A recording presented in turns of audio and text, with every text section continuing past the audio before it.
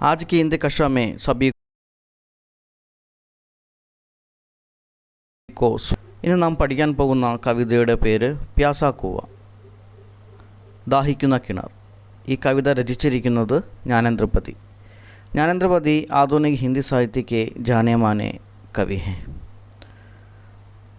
प्रस्तुत कविता के ज़रिए उन्होंने प्रकृति प्रेम और अपनी विवशता को स्पष्ट रूप से व्यक्त किया है और पर्यावरण प्रदूषण की भयानक संकट समस्या की ओर संकेत करते हैं. പ്രകൃതിയോട് മനുഷ്യൻ കാണിക്കുന്ന ചൂഷണം,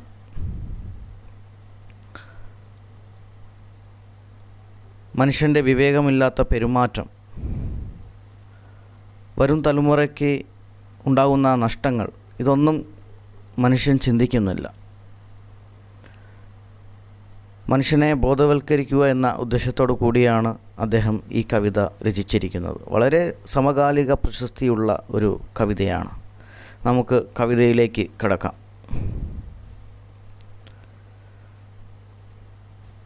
प्यासा कुआं. प्यास बुझाता रहा था जाने कब से बरसों से वह कुआं, लेकिन प्यास उसने तब जानी थी जब यकायक बंद हो गया जल सतह तक. बाल्टियों का उतरना, बाल्टियों जो अपना लाया आकाश डूबोकर बदले में उतना जल लेती थी.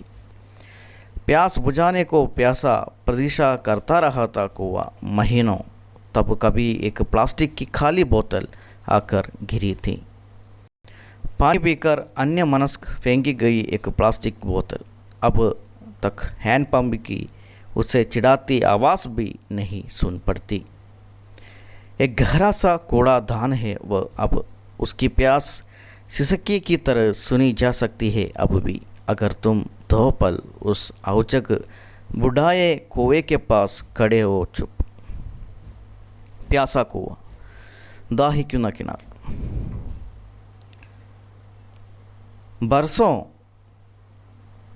प्यास बुझाता रहा था जाने कब से बरसों से वो कुआं.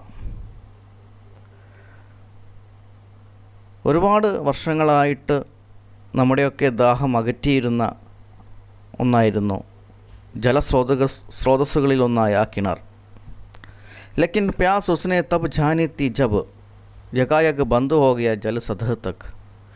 ഇവിടെ ആ കിണർ, നമ്മുടെയൊക്കെ ദാഹം അകറ്റിയിരുന്ന ആ കിണർ ഇവിടെ ദാഹം അറിഞ്ഞിരിക്കുകയാണ്. എങ്ങനെയാണ് അറിഞ്ഞത്? യകായക് എന്ന് പറഞ്ഞാൽ അചാനക്, പെട്ടെന്ന് ബന്ദ് ഹോ ഗയ ജൽ സതഹ് തക്, കിണറിൻ്റെ അടിഭാഗം വറ്റിയിരിക്കുന്നു, ഇല്ലാണ്ടായിരിക്കുന്നു. ജലസതകം എന്ന അടിഭാഗം എന്നാണ് ഉദ്ദേശം. ബാൾട്ടിയോं का उतरना, बाल्टियाँ जो अपना लाया आकाश डूबोकर बदले में उतना जल लेती थी. ബക്കറ്റ് ഉപയോഗിച്ച് വെള്ളം എടുത്തിരുന്ന സമയത്ത് ആ ബക്കറ്റ് നിറയെ വെള്ളം പണ്ടുണ്ടായിരുന്നു. ഇന്ന് ആ ബക്കറ്റ് മുങ്ങാനുള്ള വെള്ളം ആ കിണറുകളിൽ ഇല്ല. അപ്പനാലായ ആഘോഷ് ഡൂബക്കർ എന്ന് ഉദ്ദേശിച്ചത് വളരെ സമൃദ്ധമായ വിശാലമായ ജലം കൊണ്ട് നിറഞ്ഞ കിണറുകളാണ് പണ്ട് കാലത്ത് ഉണ്ടായിരുന്നത്. ഇന്ന് ആ കിണറുകളൊക്കെ വറ്റിയിരിക്കുന്നു. ഇന്ന് എല്ലാ കിണറുകളും പൊട്ടക്കിണറുകളായി സങ്കല്പിച്ചുകൊണ്ട് ആ കിണറുകളിൽ പ്ലാസ്റ്റിക് കുപ്പികളും മറ്റു മാലിന്യങ്ങളും മനുഷ്യൻ നിറച്ചിരിക്കുകയാണ്. മനുഷ്യൻ്റെ വിവേകമില്ലാത്ത പെരുമാറ്റം കാരണം ഇന്ന് എല്ലാ കിണറുകളും വറ്റിക്കൊണ്ടിരിക്കുന്നു. കിണറുകൾ മാത്രമല്ല, നദികളും തോടുകളും എല്ലാം മാലിന്യ കൂമ്പാരമായി കിടക്കുകയാണ്. ബക്കറ്റുകൾ കിണറ്റുകളിൽ ഇറക്കി പകരം അത്ര തന്നെ ബക്കറ്റ് മുഴുവൻ ജലം എടുത്തിരുന്നു. ഇന്ന് ആ ബക്കറ്റ് നിറയാനുള്ള വെള്ളം അതിലില്ല. വെള്ളം പുറത്തേക്ക് ഊറി വരാതെ ഉപരിതലത്തിൽ തന്നെ നിലച്ചു പോയിരിക്കുകയാണ്. ബക്കറ്റ് കിണറ്റിലിടാൻ സാധിക്കുന്നില്ല ഇന്ന്. प्यास बुझाने को प्यासा പ്രതീക്ഷ കർത്താ രഹാത്ത കൂവ, ഒരുപാട് പ്രതീക്ഷിച്ചിരിക്കുകയായിരുന്നു. മറ്റുള്ളവരുടെ ദാഹം അകറ്റാൻ വേണ്ടിയിട്ടാണ് ഇവിടെ കിണർ പ്രതീക്ഷിച്ചിരിക്കുന്നത്. ഇവിടെ കിണറിന് ദാഹം അകറ്റാനല്ല, മനുഷ്യൻ്റെ ദാഹം അകറ്റാനാണ് കിണർ പ്രതീക്ഷിച്ചിരിക്കുന്നത്. മഹീനോ, മാസങ്ങളായിട്ട്, തബ് കബി ഏക് പ്ലാസ്റ്റിക് की खाली बोतल आकर गिरी थी. അപ്പോഴാണ് ഒരു പ്ലാസ്റ്റിക് കുപ്പി, പ്ലാസ്റ്റിക് ബോട്ടിൽ, ഇവിടെ ബോട്ടൽ എന്ന് ഉദ്ദേശിച്ചത് ബോട്ടിലാണ്, ഒരു കാലിയായ ബോട്ടൽ ആ കിണറ്റിൽ പതിക്കുന്നത്. ഇന്ന് മനുഷ്യൻ ദാഹം അകറ്റുന്നത് മിനറൽ വാട്ടർ ഒക്കെ വാങ്ങി അത് കുടിച്ചു കഴിഞ്ഞ് നേരെ ഇടുന്നത് തന്നെ വർഷങ്ങളായിട്ട് ദാഹം അകറ്റിയിരുന്ന കിണറുകളിലേക്കാണ്. पानी पीकर अन्य मनस्क फेंकी गई एक प्लास्टिक बोतल अब तक हैंड पंप की उसे चिढ़ाती आवाज़ भी नहीं सुन पड़ती. വെള്ളം കുടിച്ച് അലക്ഷ്യമായിട്ട്, അന്യമനസ്ക് എന്ന് പറഞ്ഞ് ഉദ്ദേശിച്ചത് അലക്ഷ്യമായിട്ട് ഇവിടെ മനുഷ്യൻ കിണറുകളിലേക്ക് എറിയുകയാണ് കാലിയായ ആ ബോട്ടലുകൾ, പ്ലാസ്റ്റിക് ബോട്ടലുകൾ. ആ പ്ലാസ്റ്റിക് ബോട്ടലുകളൊക്കെ നിറഞ്ഞ്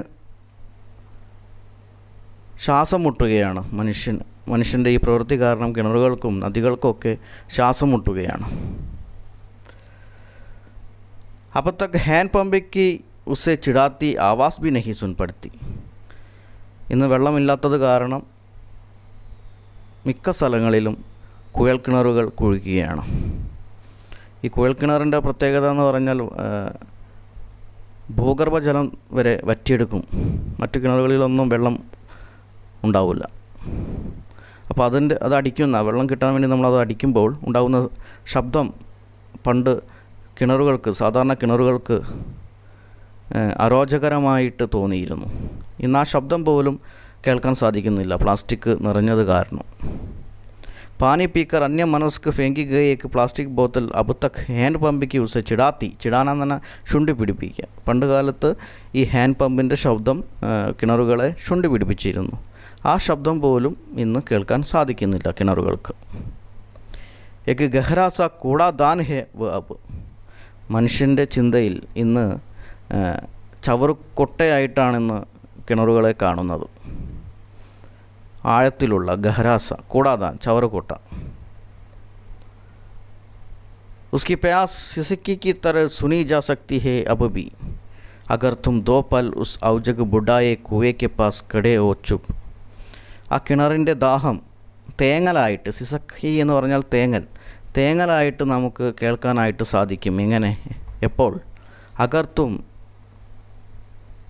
2 പൽ, 2 നിമിഷം ഒന്ന് നിങ്ങൾ ആ വൃദ്ധയായ അല്ലെങ്കിൽ വൃദ്ധാവസ്ഥയിലുള്ള ആ ഒരുപാട് വർഷങ്ങളായിട്ട് നമ്മളെ ദാഹം അകറ്റിയിരുന്ന ആ കിണറിൻ്റെ അടുത്ത് പോയിട്ടൊന്ന് ഒരു നിമിഷം നിശബ്ദമായിട്ട് നിൽക്കുകയാണെങ്കിൽ ആ ദാഹത്തിൻ്റെ തേങ്ങൽ നിങ്ങൾക്ക് കേൾക്കാനായിട്ട് സാധിക്കും. 2 നിമിഷം പോയിട്ട് ഒന്ന് കേൾക്കൂ. നമുക്ക് വരാൻ പോകുന്ന ആപത്തിനെക്കുറിച്ച് ഒരു മനുഷ്യനും ചിന്തയില്ല. വരും തലമുറയ്ക്ക് കൂടി നമ്മൾ ഈ പ്രകൃതിയിലെ എല്ലാ വരദാനങ്ങളും ജലസ്രോതസ്സുകളും കാത്തു സൂക്ഷിക്കേണ്ടതുണ്ട് എന്ന ചിന്ത മനുഷ്യനില്ല. മനുഷ്യൻ സ്വാർത്ഥരാണ്. പൈസയ്ക്ക് വേണ്ടിയിട്ട്, പണത്തിന് വേണ്ടിയിട്ട്, സുഖ സൗകര്യങ്ങൾക്ക് വേണ്ടിയിട്ട് ഓടുകയാണ്. വൃക്ഷങ്ങളും ഒക്കെ വെട്ടിമാറ്റുന്നു, പാടങ്ങളൊക്കെ മണ്ണിട്ട് നികത്തുന്നു, ബിൽഡിങ് നിർമ്മിക്കുന്നു. അതുകൊണ്ട് ഒക്കെയാണ് ജലദൗർലഭ്യം ഉണ്ടാകുന്ന, മഴ ലഭിക്കാത്തതൊക്കെ. അപ്പോൾ ഇതൊരു ഉപദേശമായിട്ടാണ് ഈ കവിത ഇവിടെ രചിച്ചിരിക്കുന്നത്. മനുഷ്യനെ ബോധവൽക്കരിക്കാനാണ് ഉദ്ദേശിച്ചിരിക്കുന്നത്. मनुष्य की बेपरवाही के बारे में यहाँ बताया गया है. आधुनिक मानविक की सभ्यता को दर्शाया गया है. नवयुग की दुष्व्यवहार के बारे में बताया गया है. हमें सोचना है, आने वाले पीढ़ी को पर्यावरण को बचाना हमारा कर्तव्य है. पर्यावरण प्रदूषण की प्रति हमें आवाज़ उठाना है. कुआं, नदी, ये सब हमें संरक्षण करना है. इतना कहकर मैं ये कविता समाप्त करता हूँ. आशा करता हूँ आप लोगों को ये कविता पसंद आया है. धन्यवाद.